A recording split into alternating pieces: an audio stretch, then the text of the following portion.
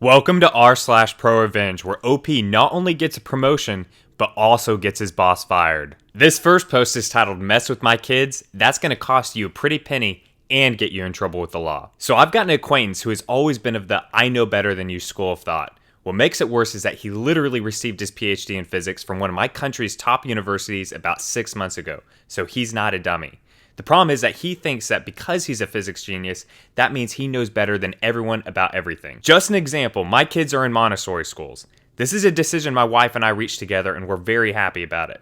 When he heard, he went on a 30-minute rant lecture about how we're throwing our money away and Montessori's nonsense. When I told him that I had read and even professionally translated studies proving the opposite and gave him some real-world examples, he still would not admit he might not be 100% correct. Not the subject of this revenge, but so you understand the person we're dealing with. Another thing that's important to note is that Richard does not have Asperger's or anything similar. We joke about this all the time, and he's been tested from here until next week. He's just a really smart, socially oblivious pain in the butt. Given all of the above, I try to limit my time with him, but unfortunately, that isn't always possible. And last week, we were both at the same group grill for a friend Jack, who is visiting back home from overseas. I've known Jack since grade school, so we brought our families and made it more than just a long time no see type of thing. At some point later on in the afternoon, my eldest Awesome came to me really sad and said she wanted to go home. When I asked her why, she said Richard had just spent 15 minutes telling her that she shouldn't eat hot dogs because they're unhealthy, and he explained what went into hot dogs and what they're made out of. Awesome is not vegetarian, knows that the beef and chicken she eats used to be live animals, and has never professed interest in vegetarianism. At the same time, when a kid is eating a hot dog, they don't care or want to know what's inside. We spoke a bit, I calmed her down, and I told her to ignore Richard and go play with her siblings and her friends. Being a kid, she was thankfully easily distracted by something else and moved on. I didn't want to make a fuss with Jack or Richard, so I just let it be. This turned out to be a mistake. About 30 minutes later, I heard Awesome scream and begin crying. I ran over to her. Richard had come over to her and knocked the hot dog out of her hand, saying she shouldn't eat that garbage. I handed Awesome over to my wife for damage control, and I took Richard aside and told him, A, you don't ever talk to a man's kids without permission. B, you don't teach a man's kids without permission. And C, you sure as crap don't ever touch a man's kids without permission. He doesn't have kids, so I still wanted to give him the benefit of the doubt. This turned out to be a mistake. Instead of doing the mature thing and moving on, he decided to double down on the hot dog issue. This was the hill he was going to die on. My kids wouldn't be eating hot dogs. Keeping Jack in mind, I disengaged and told him to stay the duck away from my family. For the rest of the get-together, I kept my eye on him, and he didn't come near them. Jack enjoyed, we all ate some good meat. End of story as far as I'm concerned. This turned out to be a mistake. A few days later, we received a visit from Child Protection Officer who claimed that we were neglecting our kids, specifically Awesome. She came in and saw that while the house could have been cleaner, what house with kids is spotless, everything was fine.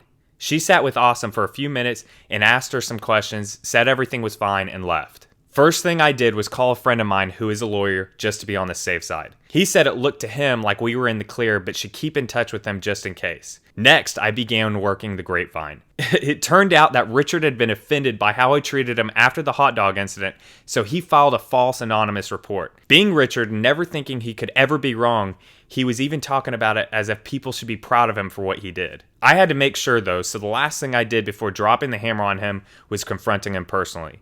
I set my phone to record and went to his house.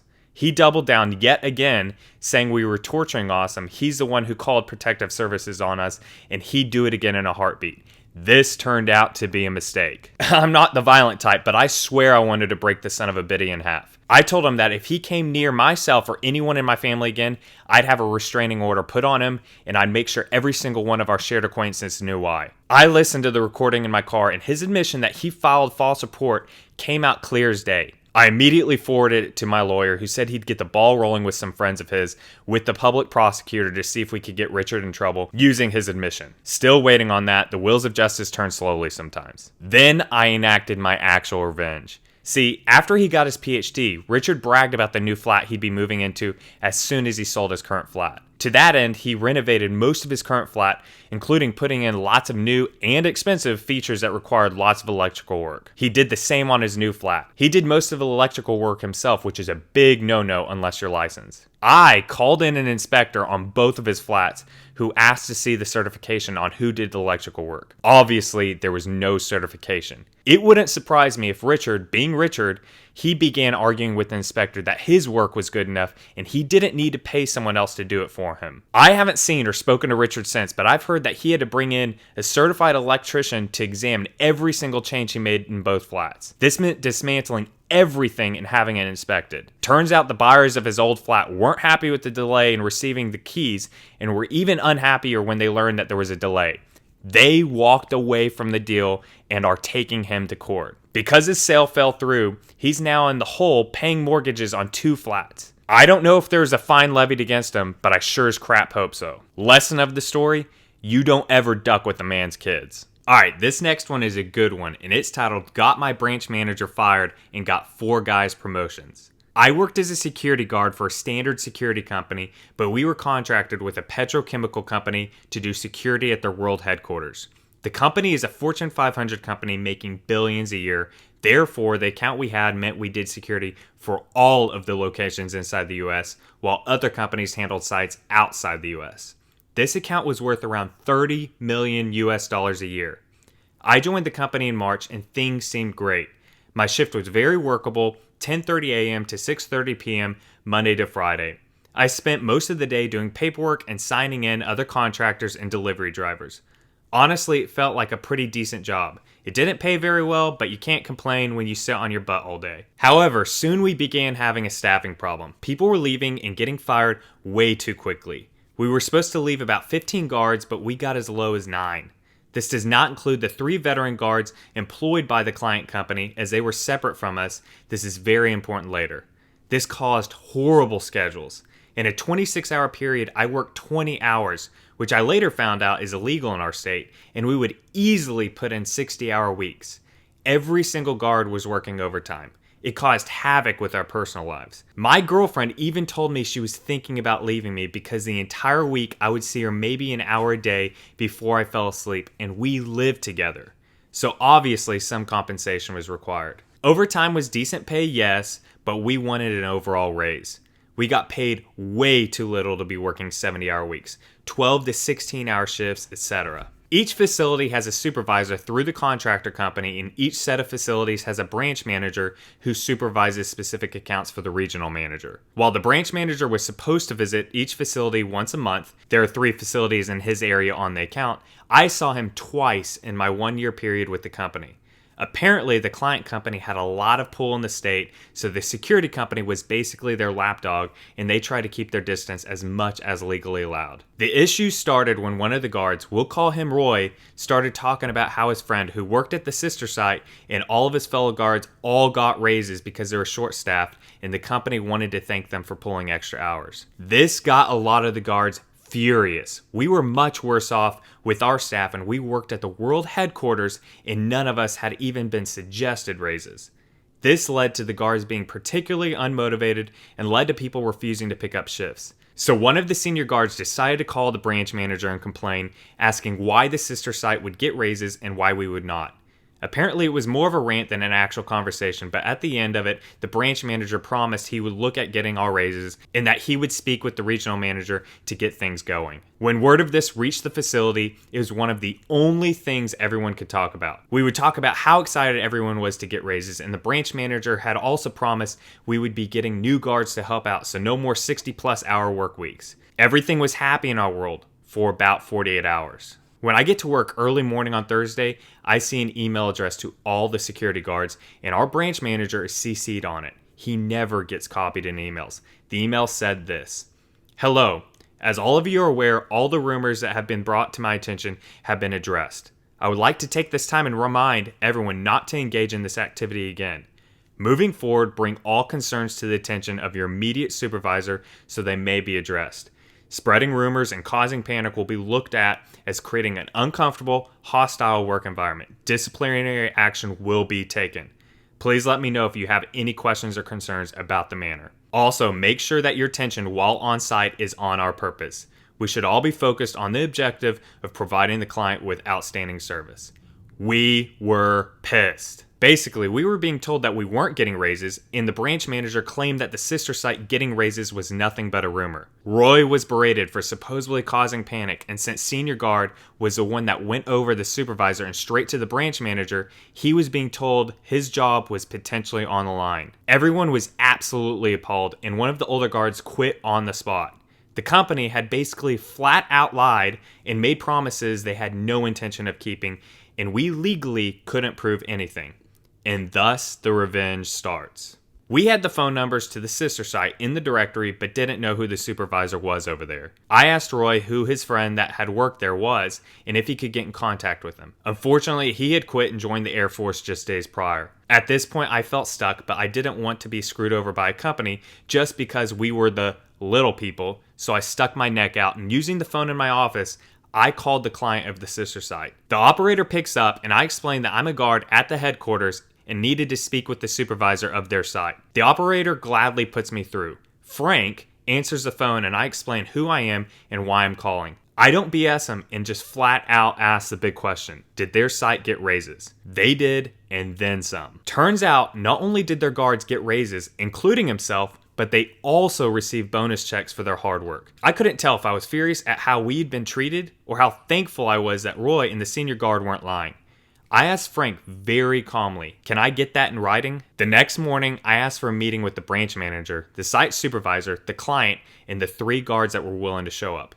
Myself, Roy, senior guard, and a random guard who was willing to be present. He was in the loop most of the time. The branch manager is annoyed by this meeting and demands to know where this is going. Senior guard and I explain how we are here to address how employees were lied to and how we were being threatened because we wanted compensation just as much as the sister site, and on top of that, how all 4 of us would leave if this issue is not addressed. What are they talking about? We have made it clear that the rumors have been addressed and that no such promises were made. This meeting is over. Not so fast, sir. There's one other person that would like to speak with you. And in walks the knight in shining armor, Frank. We watch in amusement as all the color drains from branch manager's face. He stands there completely still, not making a sound. Frank smiles in an almost predatory fashion as he knows the slaughter he's about to partake in. Who is this? I am the site supervisor for your other site. I have here documentation that not only did branch manager lie about my guards getting raises, but also a recorded phone call, being all calls from the company phones are monitored, that branch manager on record stating he was going to pursue seeking a raise for the site's guards. At this point, even I am speechless. I didn't know how he got a copy of the phone call between senior guard and branch manager, but he did, and he was holding the transcript. The client goes from confused to angry, glaring at branch manager. The branch manager is standing there white as a ghost, and now our site supervisor is staring at him in what looks like pure rage. Mostly because he took the flack for branch manager's lies. How did you... You're right, branch manager. This meeting is over for you. Get out of my office. The branch manager glances at myself and senior guard in what looks like pure defeat and mopes out of the office. Frank, let me see what you have. Frank hands over all the evidence, and the client looks through it for about 5 minutes. He finished going over it and closes the booklet and looks over at the site supervisor. Did you know about this? The site supervisor explains how he was simply doing what he was told and not to ask questions. He was ex-military, so that mindset was believable. After this, the client instructed all of us to go home and we would be given money for the shifts we were supposed to work, but instructed us to come back at 7 a.m. sharp the next morning and to meet in the conference room. We all show up the next day and we are greeted by the client and another younger lady who he explains to us is the financial manager of the whole company. The branch manager is also sitting there, but on the other side of the conference table. We sit down and she starts off by apologizing for the behavior of the branch manager and explained how they did not like this sort of thing. However, since he was a contractor, they could not legally hold him accountable. The branch manager seemed somewhat relieved by this, and my heart admittedly sank. She said we could file reports against him and they would confirm them, but they could not partake in any form beyond that. Then the financial manager gives the big but. She says her offer is that we can work for the client personally as in-house security and not contractors. They said they would hire all 4 of us on the spot and we could start working tomorrow. This included full benefits, a huge increase in pay, and 6 weeks of vacation time a year. However, the offer only stood while we were in the room. The branch manager is fuming as he had just lost 4 guards. Of course we all accept.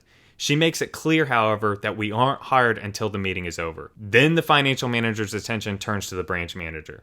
She explains that since 4 guards had just quit, that he is now in severe violation of the contract due to the lack of staff, and that they were using a break-in clause to terminate the account effective immediately. The branch manager tried to argue, saying that stealing contractors with the intent of using a break clause in contract is illegal, which it is.